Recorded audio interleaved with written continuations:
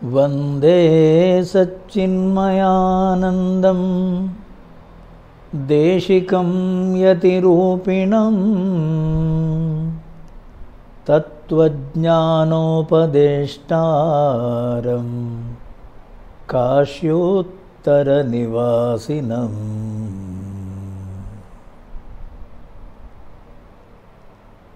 ಪೂಜ್ಯ ಗುರುದೇವರ ಆರಾಧನೆ, ಪುಣ್ಯತಿಥಿ ಇಂದು. ಸ್ವಾಮೀಜಿಯವರು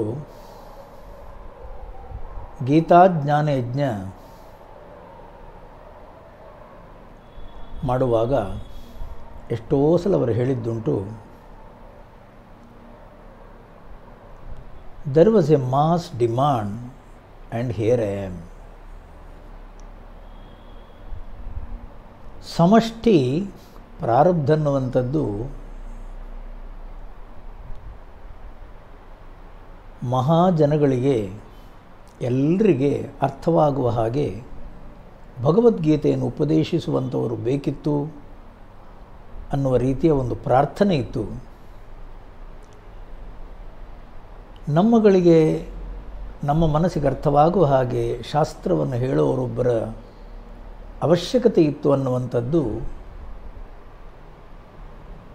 ಸ್ವಾಮೀಜಿಯವರ ಪ್ರಕಾರ ಸಮಷ್ಟಿ ಪ್ರಾರ್ಥನೆ. That was the demand and here I am. ಈ ರೀತಿ ಅವರು ಹೇಳ್ತಾ ಇದ್ದದ್ದು. ಅರ್ಥಾತ್ ಭಗವದ್ಗೀತೆ ಒಂದು ಕಾಲದಲ್ಲಿ ಪಾರಾಯಣ ಮಾಡುವ ಗ್ರಂಥ ಆಗಿತ್ತು. ಗೀತಾ ಜಯಂತಿ ದಿವಸ 1-2 ಅಧ್ಯಾಯಗಳನ್ನು ಪಾರಾಯಣ ಮಾಡಿದರೆ ಅದರ ಪುಣ್ಯ ನಮಗೆ ಸಿಗ್ತದೆ, ಇಷ್ಟೇ. ಆದರೆ ಭಗವದ್ಗೀತೆ ಎನ್ನುವಂಥದ್ದು ಪ್ರತಿಯೊಬ್ಬ ಮಾನವನ ಜೀವನಕ್ಕೆ ಅತ್ಯುಪಯುಕ್ತವಾದ ಗ್ರಂಥ. ಪ್ರತಿಯೊಬ್ಬನೂ ಕೂಡ ಅದನ್ನು ಜೀವನದಲ್ಲಿ ಅಳವಡಿಸಿಕೊಳ್ಳಬೇಕು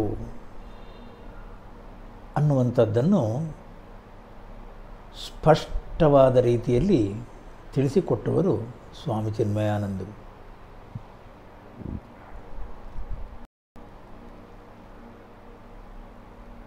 ಗೀತೆ ಎನ್ನುವಂಥದ್ದು ಸಂಸ್ಕೃತದಲ್ಲಿರುವ ಗ್ರಂಥ. ಗೀತಾ ಜಯಂತಿಯ ದಿವಸ ಪಾರಾಯಣ ಮಾಡಿದರೆ ಯಾವುದೋ ಲೋಕಕ್ಕೆ ನಾನು ಸತ್ತ ಮೇಲೆ ಹೋಗ್ತೇನೆ ಅನ್ನುವ ರೀತಿಯ ಒಂದು ಪುಣ್ಯ ಪ್ರಧಾನವಾದ ಗ್ರಂಥವಾಗಿತ್ತು. ಆದರೆ ಅದನ್ನು ಆರ್ಟ್ ಆಫ್ ಮ್ಯಾನ್ ಮೇಕಿಂಗ್, ಇದು ವ್ಯಕ್ತಿತ್ವವನ್ನು ನಿರ್ಮಾಣ ಮಾಡುವ ಗ್ರಂಥ. ಮಾನವ ವ್ಯಕ್ತಿತ್ವಕ್ಕೆ ಜೀವನದಲ್ಲಿ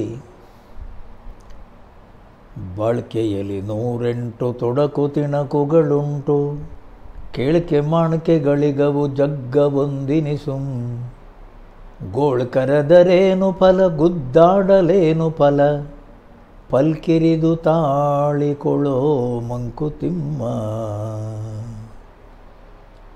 ಬಾಳ್ಕೆಯಲ್ಲಿ 108 ತೊಡಕು ತಿಣಕುಗಳುಂಟು. ನಾವೆಲ್ಲ ತಿಳ್ಕೊಂಡದ್ದೇನು? ಜೀವನ ಅಂತಂದರೆ ಸುಖ ಸುಪ್ಪತ್ತಿಗೆಯ ಹಾಸಿಗೆ ಇದ್ದ ಹಾಗೆ. ನಾನು ಬಯಸಿದ್ದೆಲ್ಲ ಸಿಗಬೇಕು. ನನ್ನ ಮನಸ್ಸಲ್ಲಿ ಏನೇನು ಬಯಕೆಗಳು ಬರ್ತವೋ ನಾನು ಕೇಳಿದ ಕೂಡಲೇ ಸಿಗಬೇಕು. ಯಾವ ಕಷ್ಟಗಳು ಬರಬಾರದು, ಯಾವ ವಿಘ್ನಗಳು ನನ್ನ ಕಾರ್ಯದಲ್ಲಿ ಮಧ್ಯದಲ್ಲಿ ಬರಬಾರದು, ಅಡ್ಡಿ ಅಡಚಣೆಗಳು ಉಂಟಾಗಬಾರದು.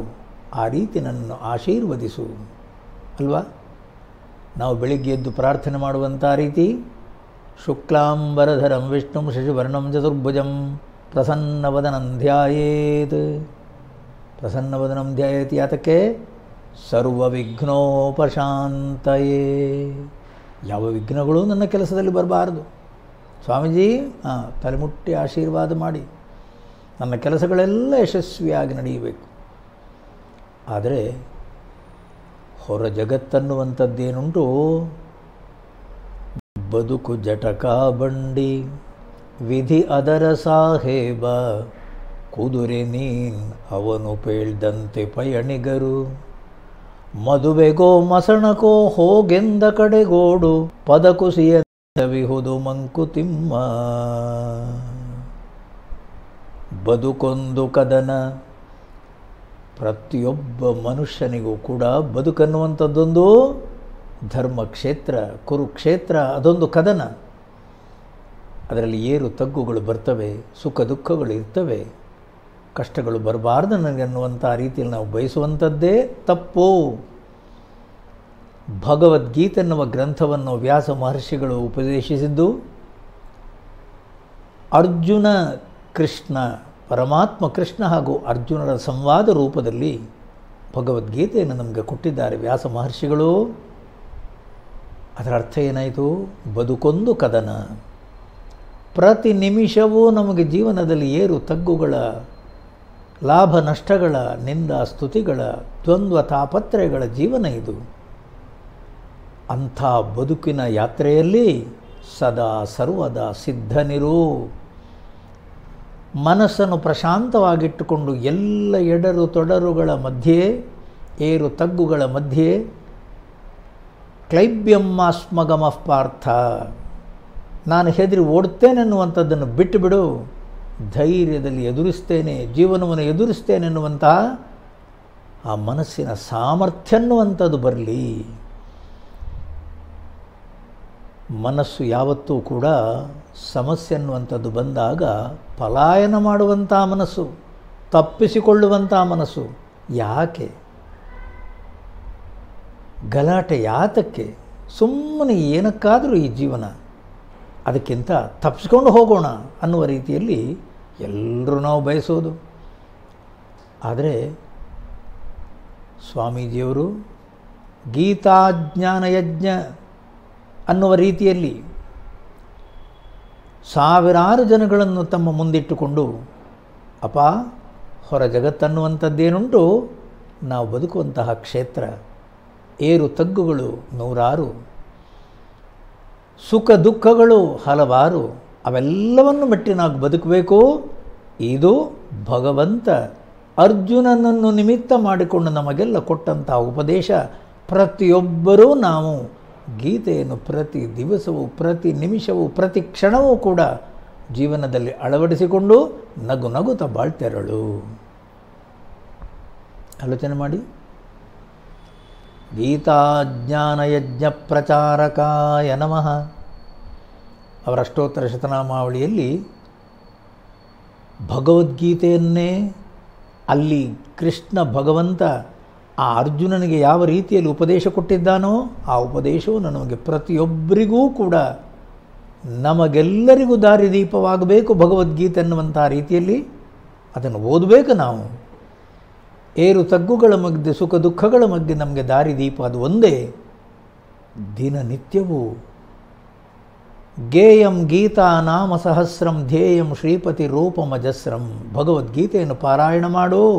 ಭಗವದ್ಗೀತೆಯಲ್ಲಿ ಹೇಳಿರುವಂತಹ ಜೀವನ ಮೌಲ್ಯಗಳನ್ನು ಜೀವನದಲ್ಲಿ ಅಳವಡಿಸಿಕೊಂಡು ನಗು ನಗುತ್ತಾ ಬಾಳ್ತೆರಳು, ಅಳಬಾರದು ಅನ್ನುವಂಥ ರೀತಿಯಲ್ಲಿ ಪ್ರಹಸನ್ನಿವ ಭಾರತ, ನಗನಗತಾ ಉಪದೇಶ ಕೊಟ್ಟಂಥ ಭಗವದ್ಗೀತೆಯನ್ನು ಪರಮಾತ್ಮ ಕೃಷ್ಣ. ಹಾಗೆ ಸ್ವಾಮೀಜಿಯವರು ಕೂಡ ದೇಶಾದ್ಯಂತ, ಪ್ರಪಂಚಾದ್ಯಂತ ಪ್ರತಿ ದಿವಸವೂ ಕೂಡ, ಇವತ್ತು ಕಲ್ಕತ್ತಾ, ನಾಳೆ ಬೆಂಗಳೂರು, ನಾಳ್ದು ಅಮೆರಿಕ, ಇನ್ನೊಂದು ದಿವಸ ಲಂಡನ್, ಎಲ್ಲಿ ಹೋದರೂ ಕೂಡ ಸಂಜೆ 6ರಿಂದ 8 ತನಕ ಗೀತಾಜ್ಞಾನಯಜ್ಞ ಪ್ರಚಾರಕಾಯ ನಮಃ. ಅದನ್ನೇ ತನ್ನ ಉಸಿರನ್ನುವ ರೀತಿಯಲ್ಲಿ ಮಾಡಿಕೊಂಡು ಆ ಭಗವದ್ಗೀತೆಯಲ್ಲಿ ಹೇಳಿರುವಂಥ ತತ್ವವನ್ನು ಪ್ರತಿಯೊಬ್ಬ ಮಾನವನಿಗೂ ಕೂಡ ಅಳುವಂಥದ್ದು ನಿನ್ನ ಧರ್ಮವೇ ಅಲ್ಲ.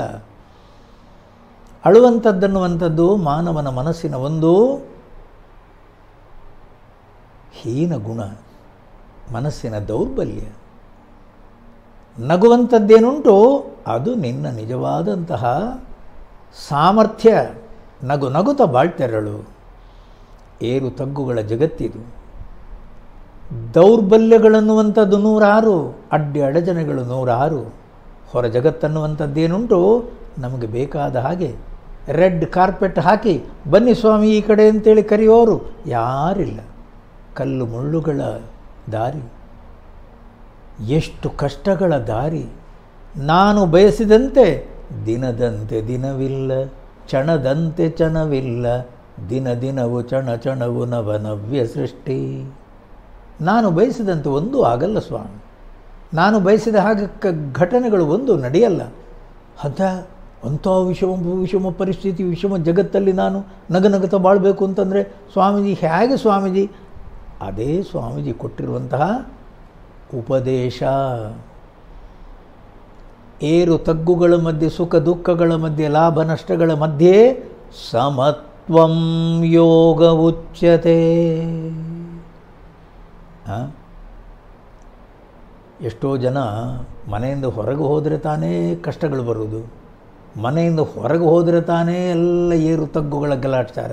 ಹೊರಗೆ ಹೋಗೋದೇ ಬೇಡ ಸ್ವಾಮೀಜಿ, ಮನೆ ಒಳಗೆ ಇದ್ದು ಬಿಡೋಣ, ಪ್ರಶಾಂತವಾಗಿರೋಣ, ನಗನಗತಾ ಆನಂದವಾಗಿರೋಣ. ಹೊರಗೆ ಹೋದರೆ ಸ್ವಾಮೀಜಿ ಪ್ರತಿಯೊಂದು ನಿಮಿಷವೂ ಕಷ್ಟ ನಷ್ಟಗಳ ಏರು ತಗ್ಗುಗಳ ಪ್ರಪಂಚ ಇದು, ಪೆಟ್ಟು ಬೀಳ್ತದೆ ಸ್ವಾಮಿ. ಹೋಗಬೇಕು, ಎದುರಿಸಬೇಕು, ಸಮರ್ಥ ರೀತಿಯಿಂದ ಎದುರಿಸಿ ಅಲ್ಲಿ ನನ್ನ ನಿಜವಾದ ಸಾಮರ್ಥ್ಯವನ್ನು ತೋರಿಸಬೇಕು. ವಿಧಿಗೆ ಯಾವ ರೀತಿಯಲ್ಲೂ ನಾವು ಬಲಿಯಾಗಬಾರ್ದು. ಭಗವಂತ ಪ್ರಪಂಚವನ್ನು ಕೊಟ್ಟಿದ್ದಾನೆ ನಮ್ಮ ಕಣ್ಮುಂದೆ. ನಗನಗುತ್ತಾ ಬಾಳ್ತೆರಳು ಅನ್ನುವ ರೀತಿಯಲ್ಲಿ ಹೇಳುತ್ತಾನೂ ಇದ್ದಾನೆ. ಅದರ ಮಧ್ಯದಲ್ಲಿ ಬೇಕಾದಷ್ಟು ಅಡ್ಡಾಡಚಣೆಗಳು, ಕಷ್ಟ ಪರಂಪರೆಗಳು, ಒಂದಲ್ಲ ಎರಡಲ್ಲ, ಓಡಿ ಹೋಗೋಣ ಅನ್ನುವ ರೀತಿಯಲ್ಲಿ ಮನಸ್ಸಿಗೆ ಬರುವಷ್ಟು. ಯಾವುದಕ್ಕೂ ಕೂಡ ಹೆದರದೆ ಧೈರ್ಯದಿಂದ ಎಲ್ಲವನ್ನೂ, ಪ್ರಶಾಂತ ಮನಸ್ಸಿಂದ ಎಲ್ಲವನ್ನೂ ಕೂಡ ಸಮರ್ಥ ರೀತಿಯಿಂದ ಎಲ್ಲ ಅಡಚಣೆಗಳನ್ನು ಎದುರಿಸಿ ನಡೆ ಮುಂದೆ ಅನ್ನುವಂಥ ರೀತಿಯಲ್ಲಿ ಹೇಳುವಂಥದ್ದು ಭಗವದ್ಗೀತೆ ಮಾತ್ರ. ಆದ್ದರಿಂದ ಭಗವದ್ಗೀತೆಯನ್ನೇ ತನ್ನ ಜೀವನದ ಉದ್ದಕ್ಕೂ ಅದನ್ನೇ ಪ್ರವಚನ ಅನ್ನುವ ರೀತಿಯಲ್ಲಿ ಮಾಡಿಕೊಂಡು ತಾನು ಭಗವದ್ಗೀತೆಯ ಪೂರ್ಣ ಆ ಉಪದೇಶ ಏನು ಅದನ್ನು ಜೀವನದಲ್ಲಿ ಅಳವಡಿಸಿಕೊಂಡು ಬಂದು ಬಾಕಿಯವರಿಗೆ ದಾರಿ ತೋರಿಸಿದರು ಸ್ವಾಮೀಜಿಯವರು. ದುಬೈಯಲ್ಲಿ ಗೀತಾಜ್ಞಾನ ಯಜ್ಞ ಮಾಡುವಾಗ ಒಬ್ಬಳು ಪ್ರತಿ ದಿವಸ ಬರೋವಳು, ಗೀತೆಯನ್ನು ಕೇಳಬೇಕನ್ನುವ ರೀತಿಯಲ್ಲಿ ಪ್ರತಿ ದಿವಸ ಪ್ರವಚನಕ್ಕೆ ಬರುವವಳು. ಅವಳನ್ನು ಬಿಡ್ತಾ ಹೋಗುವಾಗಲೂ ಅವಳನ್ನು ಡ್ರಾಪ್ ಮಾಡುವುದಕ್ಕಾಗಿ ಅವನ ಗಂಡ ಬರ್ತಿದ್ದ, ಕರ್ಕೊಂಡು ಹೋಗಲಿಕ್ಕೂ ಬರ್ತಿದ್ದ. ಆದರೆ ಪ್ರವಚನಕ್ಕೆ ಅವನು ಕೂತ್ಕೊಳ್ಳಿಲ್ಲ. ಗಂಡಸರದೆಲ್ಲ ಗಮ್ಮತ್ತುಂಟು ಸ್ವಾಮಿ. ಯಾತಕ್ಕೆ? ಹೆಣ್ಣು ಮಕ್ಕಳು ಕೇಳಿದರೆ ಸಾಕು ಅಂತೇಳಿ. ಯಾಕೆ? ಅಲ್ಲ, ನಮಗೆ ಗೊತ್ತಿಲ್ಲ ಅಂತ ಗೊತ್ತಾದರೆ ಬಾಕಿಯವರಿಗೆ ಛೇ ಎಲ್ಲಾದರೂ ಉಂಟಾ? ನಾವೆಲ್ಲ ತಿಳಿದವರು ಅಂತ ತಿಳ್ಕೊಂಡಂತಷ್ಟೇ ಸ್ವಾಮಿ. ನಮ್ಮ ಡಬಲ್ ಝೀರೋ, ನಮಗೂ ಜ್ಞಾನ ಏನಿಲ್ಲ. ಅದು ಎಲ್ಲರೂ ಮುಂದೆ ಕೂತ್ಕೊಳ್ಳೋದಾ? ಅವ ಡ್ರಾಪ್ ಮಾಡಿ ಹೋಗೋದಷ್ಟೇ. ಒಂದು ದಿವಸ, ಕೊನೆಯ ದಿವಸ ಅಲ್ವಾ, ಗೀತಾ ಜ್ಞಾನ ಯಜ್ಞದ ಕೊನೆಯ ದಿವಸ ಗುರುದಕ್ಷಿಣೆ ಕೊಡುವುದುಂಟು. ಗುರುದಕ್ಷಿಣೆ ಕೊಟ್ಟದ್ದಾಯಿತು, ಇನ್ನೇನು ಕರ್ಕೊಂಡು ಹೋಗಲಿಕ್ಕೆ ಅವ ಬಂದಾಗಿದೆ. ಇವಳು ಹಿಂದೆ ನೋಡಿದ್ಲು, ಯಜಮಾನರು ಬಂದಿದ್ದಾರೆ. ನಿಧಾನಕ್ಕೆ ಅವರನ್ನು ಕರ್ಕೊಂಡು ಬಂದು ಸ್ವಾಮೀಜಿ ಹತ್ರ ಬಂದು ನಮಸ್ಕಾರ ಮಾಡಿಸಿದ್ಲು. ಸ್ವಾಮೀಜಿ, ಇದು ನಮ್ಮ ಯಜಮಾನರು, ದೊಡ್ಡ ಕಂಪನಿ, ಕಾರ್ಪೊರೇಟ್ ಕಂಪನಿಯ ಎಕ್ಸಿಕ್ಯೂಟಿವ್ ಇವರು. ಸ್ವಾಮೀಜಿ ದಿನ ನನ್ನನ್ನು ಕರ್ಕೊಂಬರ್ತಾರೆ, ಕರ್ಕೊಂಡು ಹೋಗ್ತಾರೆ. ಅಷ್ಟು ಹೇಳಿದ ಕೂಡಲೇ ಆಯಪ್ಪ ಸುಮ್ಮನೆ ಇರಬೇಕು ಬೇಡ. Swamiji, in my life I am just her driver. ನಾನು ನನ್ನ ಜೀವನದಲ್ಲಿ ಈ ಅಮ್ಮನಿಗೆ ಡ್ರೈವರ್ ಅಷ್ಟೇ ಸ್ವಾಮೀಜಿ. ನನ್ನ ಕೆಲಸ ಅವಳನ್ನು ಡ್ರಾಪ್ ಮಾಡೋದು, ಆಮೇಲೆ ಕರ್ಕೊಂಡು ಹೋಗೋದು ಅಷ್ಟೇ. ಅಷ್ಟು ಹೇಳಿದ ಕೂಡಲೇ ಸ್ವಾಮೀಜಿ ಬಾಯಿಂದ ಏನು ಬರಬೇಕು? My dear sir, I have been talking about that drivers ಉಪದೇಶ ಫಾರ್ ಆಲ್ ದೀಸ್ ಡೇಸ್. ಆ ಭಗವಂತ ಕೃಷ್ಣ ಅವನು ಡ್ರೈವರ್ ಆಗೇ ಇದ್ದವನು ಅರ್ಜುನನಿಗೆ. ಆ ಡ್ರೈವರ್ ಅನ್ನುವಂಥ ಸಾರಥಿ, ಪಾರ್ಥ ಸಾರಥಿ, ಜನಗಳಿಗೆ ಏನು ಉಪದೇಶ ಕೊಟ್ಟಿದ್ದಾನೆ ಅದನ್ನೇ 7 ದಿವಸ ಹೇಳ್ತಾ ಇದ್ದೆ. ಆ ಮನುಷ್ಯನಿಗೆ ಕಪಾಳಕ್ಕೆ ಹೊಡೆದಾಗಾಯ್ತು ಸ್ವಾಮಿ. ಏನು ಹೇಳಿ? ಭಗವದ್ಗೀತೆ ಜ್ಞಾನ ಯಜ್ಞ ಅಂದರೆ ಏನು? ಭಗವಂತ ಕೊಟ್ಟ ಉಪದೇಶ. ನಾನು ಬರೇ ಡ್ರಾಪ್ ಮಾಡಿ ಪಿಕಪ್ ಮಾಡೋದ್ರಲ್ಲೇ ಕಾಲ ಕಳೆದೆ, ಬಂದು ಕೂತ್ಕೊಂಡು ಕೇಳಲಿಲ್ವೇ? ತುಂಬ ನೊಂದುಬಿಟ್ಟ. ಸಾರಿ ಅಂತಂದ. ಇಂಥ ಆಪರ್ಚುನಿಟಿ ನಾನು ಕಳ್ಕೊಳ್ಳುವುದಿಲ್ಲ ಅಂತ ಮನಸ್ಸಲ್ಲಿ ಅಂದುಕೊಂಡ. ಹಾಗೆ ಮನೆಗೆ ಹಿಂದೆ ಹೋದ. ಇವಾಗ ಆಲೋಚನೆ ಮಾಡಿ, ಗೀತಾ ಜ್ಞಾನಯಜ್ಞವನ್ನು ಕೇಳಿದ್ದು ಆಯಮ್ಮ ಮಾತ್ರ, ಈಯಪ್ಪ ಕೇಳಲೂ ಇಲ್ಲ. ಆದರೆ ಅವನನ್ನು ಪರಿವರ್ತನೆ ಮಾಡಿದಂಥ ವ್ಯಕ್ತಿ ಸ್ವಾಮೀಜಿ. ನನ್ನ ಮನಸ್ಸಲ್ಲಿ ಆ ಜ್ಞಾನವನ್ನು ನಾನು ಕೇಳಬೇಕಿತ್ತು, ಕೇಳಲಿಲ್ಲಲ್ವಾ, ನಾನು ಕಳ್ಕೊಂಡೆ ಅನ್ನುವ ರೀತಿಯಲ್ಲಿ ಬಂತಲ್ಲ. ಮುಂದಿನ ಸಲ ಗೀತಾ ಜ್ಞಾನಯಜ್ಞ ಬ್ಯಾನರ್ ಎಲ್ಲಿಯಾದರೂ ಕಂಡರೆ ಪ್ರಪ್ರಥಮವಾಗಿ ಕೂತ್ಕೊಳ್ಳುವನವನೇ. ಸ್ವಾಮೀಜಿ ಮಾಡಿರುವ ಕೆಲಸ ಅಂದರೆ ಹಾಗೆ ಸ್ವಾಮಿ. ಅಂದ್ರೇನು, ನಾವು ಯಾರೂ ಗೀತೆಯನ್ನು ಓದಿದವರಲ್ಲ, ಅದು ಗೀತೆ ಏನು ಹೇಳುತ್ತದೆ ಅನ್ನುವಂಥದ್ದನ್ನು ನಾವು ತಿಳ್ಕೊಂಡವರೂ ಅಲ್ಲ. ಅದರ ಮನಸ್ಸಲ್ಲೂ ನಿರ್ಧಾರ ಮಾಡಿಬಿಟ್ಟಿದ್ದೇವೆ. ಏನು ಹೇಳಿ, ಅಯ್ಯೋ ಅದು ಏನು ಹೇಳ್ತದೆ, ನಮಗೆ ಜೀವನಕ್ಕೇನು ಏನು ಪ್ರಯೋಜನ ಸ್ವಾಮಿ, ಎಲ್ಲಾದರೂ ಉಂಟೆ ಸ್ವಾಮಿ. ನಮ್ಮ ಮನಸ್ಸಲ್ಲಿ ನಾವು ನಿರ್ಧಾರ ಮಾಡಿಕೊಂಡಾಗಿದೆ, ನನಗೆ ಬೇಕಾದದಲ್ಲಿ ಏನು ಇಲ್ಲ ಅಂತೇಳಿ ಕೂತ್ಕೊಂಡು ಕೇಳುವ ವ್ಯವಧಾನ ಆದರೂ ನಮ್ಮಲ್ಲಿ ಇದೆಯಾ? ಬೊಂಬಾಯಲ್ಲಿ ಅವರ ಕುಟೀರದಲ್ಲಿ ಬೆಳಿಗ್ಗೆ 5 ಗಂಟೆಗೆ ತುಂಬ ಜನ ಬರ್ತಾರೆ ನಮಸ್ಕಾರ ಮಾಡುವುದಕ್ಕಾಗಿ ತುಂಬ ಜನ ಬೆಳಿಗ್ಗೆ 5 ಗಂಟೆಗೇ ತಯಾರಾಗಿರ್ತಾರೆ.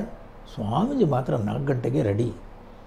ಅವರು ಕುಟೀರದ ಬಾಗಿಲು ತೆಗೆಯೋದು 5 ಗಂಟೆಗೆ. ಅಷ್ಟೊತ್ತಿಗೆ 4ರಿಂದ 5 1 ಗಂಟೆ ಅವ್ರದ್ದು ಕರೆಸ್ಪಾಂಡೆನ್ಸ್ ಎಲ್ಲ ಮುಗ್ದಿರ್ತದೆ. 5 ಗಂಟೆಗೆ ಬಾಗಿಲು ತೆಗೆದು ಕೂಡ ಜನ ಎಲ್ಲ ಒಳಗೆ ಬರ್ತಾರೆ.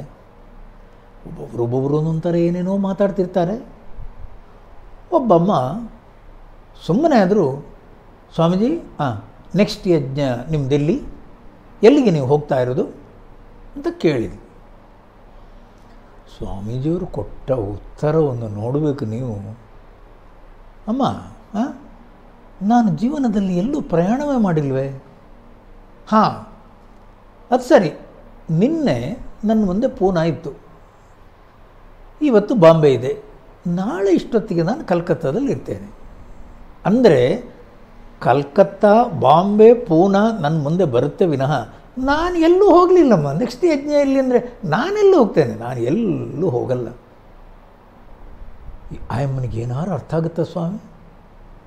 ಆತ್ಮತತ್ವ ಅನ್ನುವಂಥ ದೃಷ್ಟಿಯಿಂದ ಅವರು ಮಾತಾಡಿದ ರೀತಿ, ಆತ್ಮ ಅನ್ನುವಂಥ ವಸ್ತು, ಪರಬ್ರಹ್ಮ ಅನ್ನುವಂಥ ವಸ್ತು, ಅದು ಎಲ್ಲೆಲ್ಲೂ ಚಲನೆ ಮಾಡುವಂಥದ್ದಲ್ಲ, ಅಚಲಹ.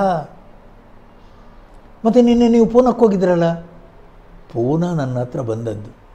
ಇವತ್ತು ಬೊಂಬೈಯಲ್ಲಿ ಇದ್ದೀರಲ್ಲ, ಬಾಂಬೆ ನನ್ನ ಹತ್ರ ಬಂದದ್ದು. ನಾಳೆ ಕಲ್ಕತ್ತಾಕ್ಕೆ ಹೋಗ್ತೀರಲ್ಲ, ಕಲ್ಕತ್ತಾ ನನ್ನ ಹತ್ರ ಬಂದದ್ದು. ನಾನು ಎಲ್ಲೂ ಹೋಗಲ್ಲ. ಅದರ ಅರ್ಥ ಏನು ಹೇಳಿ? ನಾನನ್ನುವಂಥದ್ದನ್ನು ಅವರು ದೇಹಕ್ಕೆ ತಾಗಿಸಿಕೊಳ್ಳೇ ಇಲ್ಲ.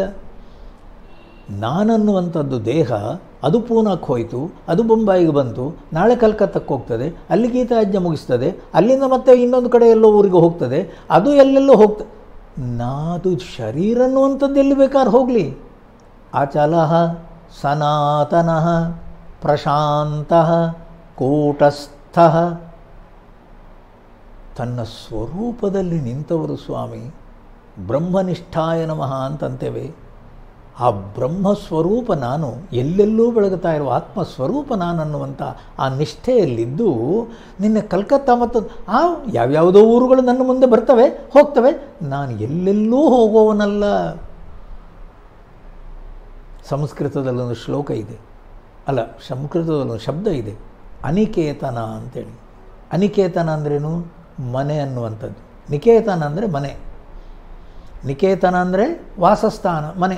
ಅನಿಕೇತನ ಅಂತಂದರೆ ಮನೆಯೇ ಇಲ್ಲದವನು. ಅದರ ಅರ್ಥ ಏನು? ಅವನು ಎಲ್ಲೆಲ್ಲೂ ಇರುವವನು ಅಂತ ಅರ್ಥ. ಅವರ ಅಷ್ಟೋತ್ತರ ಶತನಾಮಾವಳಿಯಲ್ಲಿ ಅನಿಕೇತಾಯ ನಮಃ ಅದು ಇದೆ. ಆಲೋಚನೆ ಮಾಡಿ,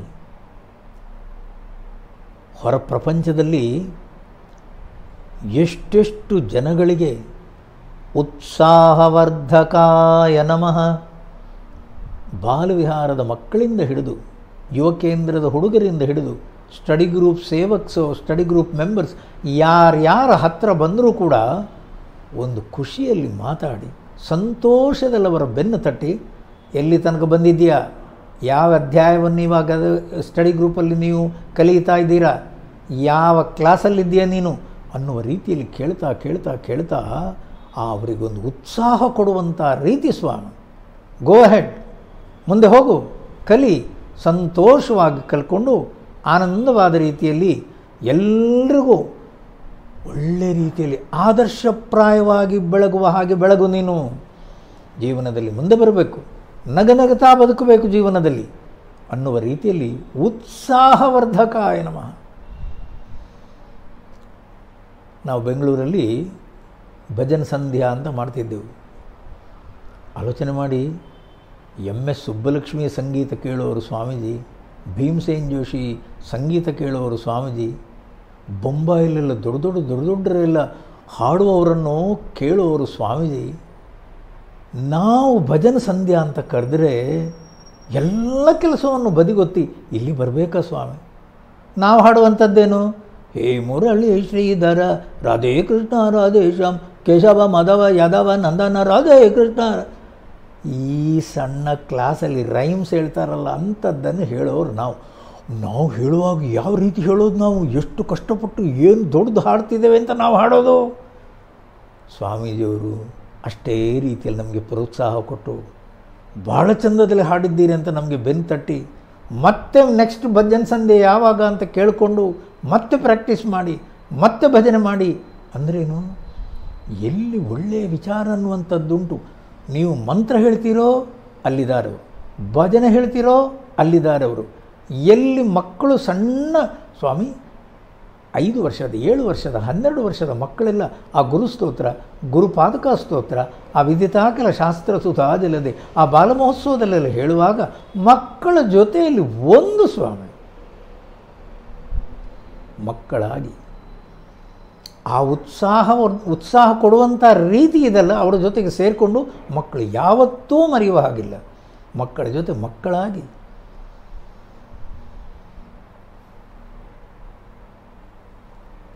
ಆನಂದ, ಶಾಂತಿ ನಾವೆಲ್ಲ ತಿಳ್ಕೊಳ್ಳೋದು ಅದು ಯಾವತ್ತೋ ಒಂದು ದಿವಸ ಬರ್ತದೆ ಅಂತೇಳಿ. ಅವರ ಪ್ರಕಾರ ಅವರು ಬೆಳಿಗ್ಗೆ ಎದ್ದ ಮೇಲೆ ರಾತ್ರಿ ಮಲಗೋ ತನಕವು ಯಾರೇ ಮಾತಾಡಲಿ, ಯಾರೇ ಹತ್ತಿರ ಬರಲಿ, ಯಾರೇ ಅವರ ಜೊತೆಯಲ್ಲಿ ಇರಲಿ, ಸ್ವಾಮಿ ಆನಂದ ಶಾಂತಿ ಸ್ವಾಮಿ. ನಾವೆಲ್ಲ ತಿಳ್ಕೊಳ್ಳೋದೇನು, ಎಲ್ಲಿಂದಲೋ ಅದು ಬರ್ತದೆ, ಯಾವತ್ತೋ ನಮಗೊಂದು ಸಿಗ್ತದೆ, ಅದನ್ನು ನಾವು ಕಾಯ್ತಾ ಇರೋದು. ಅವರು ಹಾಗಲ್ಲ, ಆನಂದದಲ್ಲೇ ಇರೋದು. ಅದು ನನ್ನ ಸ್ವರೂಪ ಅನ್ನುವ ರೀತಿಯಲ್ಲಿ ಆನಂದದಲ್ಲೇ ಇದ್ದವರು. ಬಂದವರನ್ನೆಲ್ಲ ಸ್ವಾಮಿ ಉತ್ಸಾಹದಿಂದ ಸ್ಫೂರ್ತಿಯಿಂದ ಮಾತಾಡಿ ಆ ಮನಸ್ಸಿನ ನೋವನ್ನೆಲ್ಲ ತೆಗೆಸಿ, ಅವರ ಏನೆಲ್ಲ ಕಷ್ಟ ಕಾರ್ಪಣ್ಯಗಳದನ್ನೆಲ್ಲ ಬದಿಗೆ ಹಾಕಿ ಆ ಮನಸ್ಸು ಆನಂದದಲ್ಲಿ ತೇಲುವ ಹಾಗೆ ಮಾಡ್ತಾ ಇದ್ದರು ಸ್ವಾಮಿ. ಅದೊಂದು ಬಹಳ ದೊಡ್ಡ ಗುಣ.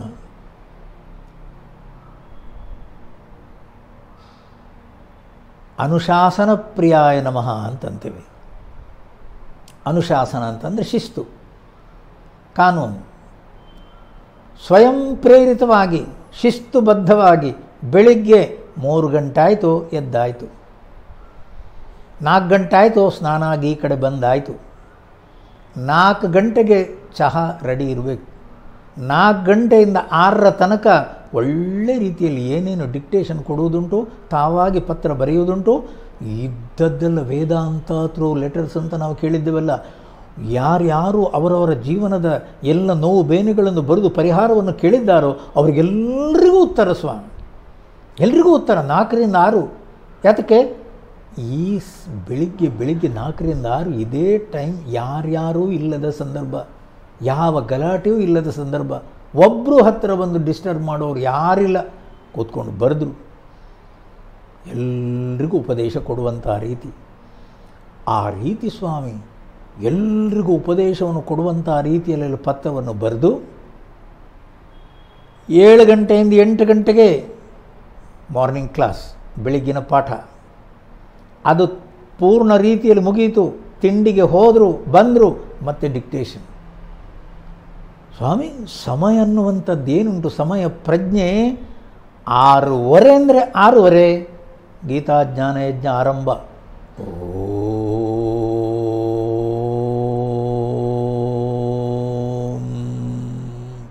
6:30 ಅಂದರೆ ಓಂಕಾರ ಆರಂಭ. ಅದು ಯಾರು ಚೀಫ್ ಮಿನಿಸ್ಟರ್ ಇರ್ಬೋದು, ಯಾರು ದೊಡ್ಡ ವ್ಯಕ್ತಿ ಇರ್ಬೋದು, ಯಾರು ಗವರ್ನರ್ ಇರ್ಬೋದು, ಯಾರು ಬೇಕಾದರೆ ಇಲ್ಲಿ ಬರೋರು ಅವರು ಸಮಯಕ್ಕೆ ಸರಿಯಾಗಿ ಬಂದರೂ ಒಳ್ಳೆಯದು. ಬರಲಿಲ್ಲ, ಯಜ್ಞ ಪ್ರಾರಂಭ ಆಯಿತು. ಯಜ್ಞ ಪ್ರಾರಂಭ ಆಯಿತು ಸ್ವಾಮಿ. ಬೆಂಗಳೂರು ಏರ್ಪೋರ್ಟಲ್ಲಿ 1990ಕ್ಕೆ ಹಾಗೆ VIP ಲಾಂಜಲ್ಲಿ ಅವರನ್ನು ಡೆಲ್ಲಿ ಕಳಿಸ್ಲಿಕ್ಕೆ ಅಂತ ನಾವು ಸ್ವಾಮೀಜಿ ಜೊತೆ ಕೂತಿದ್ದೆವು. ನಾವೊಂದು 2 ಜನ, ಸ್ವಾಮೀಜಿಯವರು. ಆವಾಗ ನಿಜಲಿಂಗಪ್ಪನವರು ಬಂದರು ಒಳಗೆ VIP ಲಾಂಜ್. ನಿಜಲಿಂಗಪ್ಪನವರಿಗೆ ಆವಾಗ ಅಷ್ಟು ಕಣ್ಣು ಕಾಣ್ತಿರಲಿಲ್ಲ. ಅವರು ಡೆಲ್ಲಿ ಹೋಗೋರು, ಸ್ವಾಮೀಜಿಯವರು ಡೆಲ್ಲಿ ಹೋಗೋರು. VIP ಲಾಂಜಲ್ಲಿ ಕೂತಿದ್ದಾರೆ. ಸ್ವಾಮೀಜಿಯವರು ಮಾತಾಡುವ ಆ ಕಂಠವನ್ನು ಕೇಳಿ ನಿಜಲಿಂಗಪ್ಪನವರು ಹತ್ತಿರದವರಿಗೆ ಕೇಳೋದು, ಅವ್ರಿಗೆ ಕಣ್ಣು ಕಾಣಲ್ಲ, ಅದು ಸ್ವಾಮಿ ಚಿನ್ಮಯಾನಂದರ. ಅಷ್ಟು ಕೇಳಿದ ಕೂಡಲೇ ಸ್ವಾಮೀಜಿಯವರು, yes honourable chief minister, 25 years back in KGF you were to come for inauguration of the yajna. You came exactly 45 minutes late. And I was talking on Bhagavad Gita. When you arrived, I told my dear chief minister, yajna is inaugurated, you can go back. You remember? ಹೌದು ನನಗೆ ನೆನಪಿದೆ ಸ್ವಾಮಿ. ಅದು ಏನು ಬೇಕಾದರೆ ಆಗಲಿ, 6:30 ಅಂದರೆ 6:30 ಯಜ್ಞ ಆರಂಭ ಆಯಿತು. ಅವರು ಬರಲಿ ಬಾರದೇ ಇರಲಿ. ಸಮಯ ಪ್ರಜ್ಞೆ ಅನ್ನುವಂಥದ್ದಿದೆಲ್ಲ ಅವರಿಂದ ಕಲಿಬೇಕು ಸ್ವಾಮಿ. ಬೆಳಿಗ್ಗೆ 4 ಗಂಟೆಗೆ ನಾಳೆ ಮೈಸೂರಿಗೆ ಹೊರಡೋದು. ಬೆಂಗಳೂರಿಂದ 4 ಗಂಟೆಗೆ ಮೈಸೂರಿಗೆ ಹೊರಡೋದು ಅಂತಂದರೆ 4ಕ್ಕೆ 5 ನಿಮಿಷ ಇರುವಾಗಲೇ ಕಾರಲ್ಲಿ ಕೂತ್ಕೊಂಡದ್ದಾಯಿತು, ಹೊರಟಾಯಿತು. ಅದರ ನಂತರ ಬಂದವರು ಎಷ್ಟು ಜನ ಬೆಂಗಳೂರಲ್ಲೆಲ್ಲ, ಸ್ವಾಮೀಜಿ ಲೆಫ್ಟ್, ಗುರುದೇವ್ ಲೆಫ್ಟ್. ಸ್ವಾಮಿ, ನಾವುಗಳೆಲ್ಲ ಕೂಡ ನಮ್ಮದು ಫ್ಲೈಟ್ ಹೋದ ಮೇಲೇ ಅಲ್ಲಿ ಹೋಗಿ ನಾವು ಸೇರೋದು. ಅಂಥ ಜನಗಳು ನಾವು. ನಮಗಾಗಿ ಫ್ಲೈಟ್ ಕಾಯಬೇಕು. ಸ್ವಾಮೀಜಿಯವರು ಹಾಗಲ್ಲ, ಆ ಟೈಮಿಗೆ ಸರಿಯಾಗಿ ಬರ್ತೇವೆ ಅಂತಂದರೆ ಬಂದ್ರಲ್ಲ ಸ್ವಾಮಿ. ಬಾಲ ಮಹೋತ್ಸವ ನಡೀತಾ ಇತ್ತು. ಗಾಯನ ಸಮಾಜದಲ್ಲಿ ಬಾಲ ಮಹೋತ್ಸವ ಗಾಯನ ಸಮಾಜದಲ್ಲಿ ಬೆಂಗಳೂರಲ್ಲಿ ಚೀಫ್ ಗೆಸ್ಟ್ ಆಗಿ ನಾವು ಗೋವಿಂದ ನಾರಾಯಣನ ಕರೆದದ್ದು. ಗವರ್ನರ್ ಗೋವಿಂದ ನಾರಾಯಣ್ ಕರೀಲಿಕ್ಕೆ ಹೋದರೆ ಅಲ್ಲಿ ADC ಅವರ ಸೆಕ್ರೆಟರಿ PA ಎಲ್ಲಿ ಕಾರ್ಯಕ್ರಮ ಅಂತ ಕೇಳಿದ. ಗಾಯನ ಸಮಾಜ. ಎಷ್ಟೊತ್ತಿಗೆ? 10:00ವರೆಗೆ. 10:00ವರೆಗೆ ಬೆಳಿಗ್ಗೆ ಗಾಯನ ಸಮಾಜದಲ್ಲಿ ಕಾರ್ಯಕ್ರಮ. ಹೌದು ಸ್ವಾಮಿ ಚಿನ್ಮಯಾನಂದರು ಎಲ್ಲಿಂದ ಬರೋದು? ಬೊಂಬಾಯಿಂದ ಬರುವ ಫ್ಲೈಟು 10:00ವರೆಗೆ ಗಾಯನ ಸಮಾಜಕ್ಕೆ ಅವರು ತಲುಪಬೇಕು. ಅವ್ರು ಯಾವ ಫ್ಲೈಟಲ್ಲಿ ಬರೋದು? ಅದು 10 ಗಂಟೆ ಇಂಡಿಯನ್ ಏರ್ಲೈನ್ಸ್. 10 ಗಂಟೆಗೆ ಅದು ಇಂಡಿಯನ್ ಏರ್ಲೈನ್ಸ್ ಯಾವತ್ತೂ ಸರಿಯಾಗಿ ಬರಲ್ವೇ ಟೈಮಿಗೆ? ಆವಾಗ ನಮ್ಮ ಸೆಕ್ರೆಟ್ರಿ ಹೇಳಿದ, ಇಲ್ಲ ಸ್ವಾಮೀಜಿ ಬರ್ತಾರೆ ಅಂತಂದರೆ ಇಂಡಿಯನ್ ಏರ್ಲೈನ್ಸ್ ಸಮಯಕ್ಕೆ ಸರಿಯಾಗಿ ಬರ್ತದೆ. ಸರ್, ಗವರ್ನರನ್ನು ನೀವು ಕರೀತಾ ಇರೋದು. ಆ PA ಮಾತಾಡಿದ ರೀತಿ ನೀವು ನೋಡಬೇಕು. Governor will not wait for anybody. ಆವಾಗ ನಮ್ಮ ಸೆಕ್ರೆಟರಿ ಕೂಡ ಹೇಳಿದರು, ಗವರ್ನರ್ ಬರುವ ಮೊದಲೇ ನಮ್ಮ ಸ್ವಾಮೀಜಿ ಬಂದಿರ್ತಾರೆ. ಏನು ಹೇಳ್ತೀಯ ನೀನು? ಅದು ಇಂಡಿಯನ್ ಏರ್ಲೈನ್ಸ್ ಟೈಮಿಗೆ ಸರಿಯಾಗಿ ಬರಲ್ಲ. ಗುರುದೇವ್ ಬರುವ ದಿವಸ ಟೈಮಿಗೆ ಸರಿಯಾಗಿ ಬರ್ತದೆ. ನಮ್ಮ ಸೆಕ್ರೆಟರಿ ಏನು ಕಡಿಮೆ ಇಲ್ಲ. ನೀವು ನಂಬಿದರೆ ನಂಬಿ, 10:00ವರೆಗೆ ಸ್ವಾಮಿ ಗವರ್ನರ್ ಗೋವಿಂದ ನಾರಾಯಣ್ ಕಾರು ಗಾಯನ ಸಮಾಜದಲ್ಲಿ ಬಂದು ನಿಲ್ಲಬೇಕು. ಅದರ ಎದುರಲ್ಲಿ ಗುರುದೇವ್ ಕಾರು ಬಂದು ನಿಲ್ಲಬೇಕು. 10:00ವರೆಗೆ ಅದು ಇಂಡಿಯನ್ ಏರ್ಲೈನ್ಸು ಫ್ಲೈಟು ಟೈಮ್ ಸರಿಯಾಗಿ ಬಂದಿದೆ. From Indiranagar airport, HAL airport, ಕರೆಕ್ಟಾಗಿ 15 ನಿಮಿಷದ ಒಳಗಡೆ ಗಾಯನ ಸಮಾಜದಲ್ಲಿ ಕಾರ್ ಹಾಜರು. ಸ್ವಾಮಿ, ನೀವು ನಂಬ್ತೀರಾ? ಸಂಕಲ್ಪ ಅಂದರೆ ಅದು ಏನು ಸಂಕಲ್ಪ ಸ್ವಾಮಿ? ಆ ಟೈಮ್, ಒಂದು ಸಮಯ ಪ್ರಜ್ಞೆ ಅಂದ್ರೇನು? ಇಂಥ ಸಮಯಕ್ಕೆ ಇಷ್ಟು ಕಾರ್ಯಕ್ರಮ ಆಗಬೇಕು, ಅಲ್ಲಿ ಇರಬೇಕು. ಅವರಿದ್ದಾರೆ, ಫುಲ್ ಸ್ಟಾಪ್. ಯಾವ ಅಡ್ಡಚಣೆಯೂ ಬರಲ್ಲ ಸ್ವಾಮಿ, ಯಾವ ವಿಘ್ನಗಳು ಬರಲ್ಲ. ಇದವರ ಜೀವನದಲ್ಲಿ ನಾವು ನೋಡಿದಂಥ ರೀತಿ,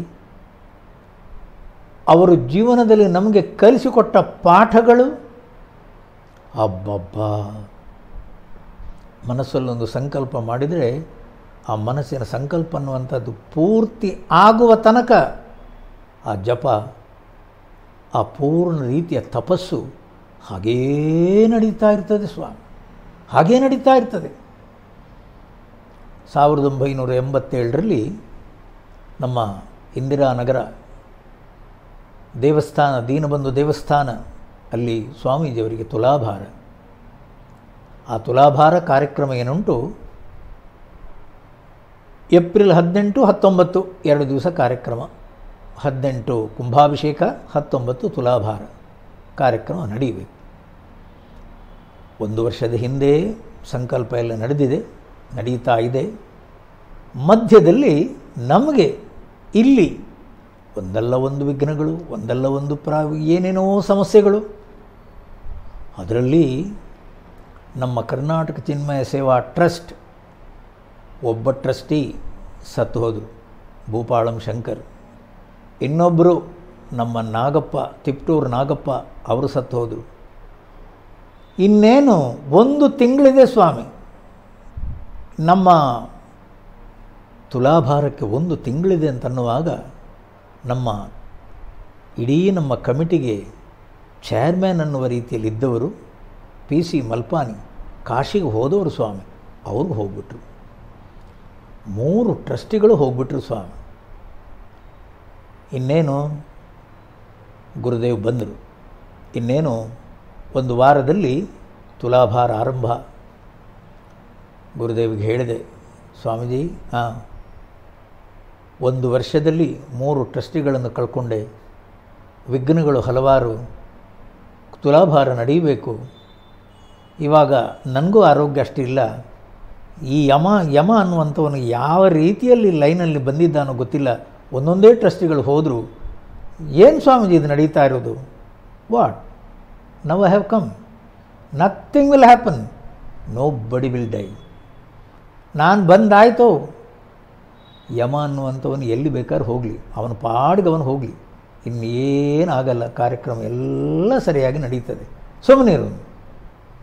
ಸ್ವಾಮಿ ಅವರ ಬಾಯಲ್ಲಿ ಬಂದದ್ದೇ ಹಾಗೆ. ಆ ಮನಸ್ಸಲ್ಲೊಂದು ಧೈರ್ಯ ಕೊಡುವಂಥ ರೀತಿ. 3 ಜನ ಸತ್ತದ್ದು ಹೌದು, ಆದರೆ ಇವಾಗ ನಾನು ಬಂದಾಗಿದೆ, ನಮ್ಮ ಸಂಕಲ್ಪ ಅನ್ನುವಂಥದ್ದು ಪೂರ್ಣ ರೀತಿಯಲ್ಲಿ ನಡೀತಾ ಇದೆ. ದೇವರು ಯಾವ ರೀತಿಯ ವಿಘ್ನವನ್ನು ತರುವುದಿಲ್ಲ, ಕಾರ್ಯ ಯಶಸ್ವಿಯಾಗಿ ನಡೀತದೆ, ನಡೆ ಮುಂದೆ. ಆಯ್ತಲ್ಲ ಸ್ವಾಮಿ, ಕಾರ್ಯಕ್ರಮ ಚಂದದಲ್ಲಿ ನಡೆಯಿತು. ಪೂರ್ಣ ರೀತಿಯಲ್ಲಿ 1,000 ಕಲಶ, ಪೂರ್ಣ ರೀತಿಯಲ್ಲಿ 1000 ಕುಂಭಾಭಿಷೇಕ, 1000 ಕುಂಭಗಳ ಕಲಶವೂ ಅಭಿಷೇಕ ಆಯಿತು. 18 ಏಪ್ರಿಲ್ಗೆ. 19ಕ್ಕೆ ಬ್ರಹ್ಮಕಲಶ, ಅದೇನದು ತುಲಾಭಾರ. ಆನಂದವಾದ ರೀತಿಯಲ್ಲಿ ಎಲ್ಲ ಕಾರ್ಯಕ್ರಮಗಳು ಯಶಸ್ವಿಯಾಗಿ ನಡೆದವು, ಯಾವ ವಿಘ್ನವೂ ಬರಲಿಲ್ಲ. ನಮ್ಮ ಜೀವನದಲ್ಲಿ ನೋಡಿದ ರೀತಿ, ಆ ಮನಸ್ಸಿನ ಸಂಕಲ್ಪ ಅನ್ನುವಂಥದ್ದು ಏನಿದೆ ಅಂತಂದರೆ ಅದಾಗಲೇಬೇಕು. ಯಾತಕ್ಕೆ? ನಿರ್ವಿಘ್ನವಾಗಿ ನಡೆಯುವಂಥ ಸಂಕಲ್ಪಗಳು ಅಂತಂದರೆ ಸ್ವಾಮಿ ಯಾವ ಸ್ವಾರ್ಥವೂ ಇಲ್ಲ, ನಿಸ್ಪೃಹವಾಗಿ ನಿಸ್ವಾರ್ಥವಾಗಿ ಲೋಕ ಕಲ್ಯಾಣವಾರ್ಥವಾಗಿ ಮಾಡುವಂಥ ಕೆಲಸಗಳು ದೇವರು ಯಶಸ್ವಿಯಾಗಿ ನಡೆಸ್ತಾನೆ, ನಡೆ ಮುಂದೆ. ಹಾಗೆ ಜೀವನದ ಉದ್ದಕ್ಕೂ ಕೂಡ ನಮಗೆ ಪೂರ್ಣ ರೀತಿಯಲ್ಲಿ ಅಭಯ ಹಸ್ತವನ್ನು ಕೊಡ್ತಾ ನಗನಗುತ್ತಾ ನಮ್ಮ ಜೊತೆಯಲ್ಲಿದ್ದು ನಡೆ ಮುಂದೆ ಅನ್ನುವಂಥ ರೀತಿಯಲ್ಲಿ ಎಲ್ಲ ಕೆಲಸಗಳಲ್ಲೂ ನಮ್ಮನ್ನು ಹುರಿದುಂಬಿಸಿ ಉತ್ಸಾಹವನ್ನು ಪ್ರೋತ್ಸಾಹವನ್ನು ಕೊಟ್ಟು ನಮ್ಮ ಜೊತೆಗೇ ಇದ್ದು ಬಾಳಿದಂಥ ಅಂತಹ ಮಹಾತ್ಮರನ್ನು ನೆನೆಯುವಂಥ ಪುಣ್ಯ ದಿನ ಇವಂತೂ, ಅವರ ಪುಣ್ಯ ತಿಥಿ ಇಂದು. ಅಂತಹ ಗುರುದೇವರಿಗೆ ಪೂರ್ಣ ರೀತಿಯ ನಮಸ್ಕಾರಗಳು. ನಮೋ ನಮಃ ಶ್ರೀ ಗುರುಪಾದುಕಾಭ್ಯಾಂ.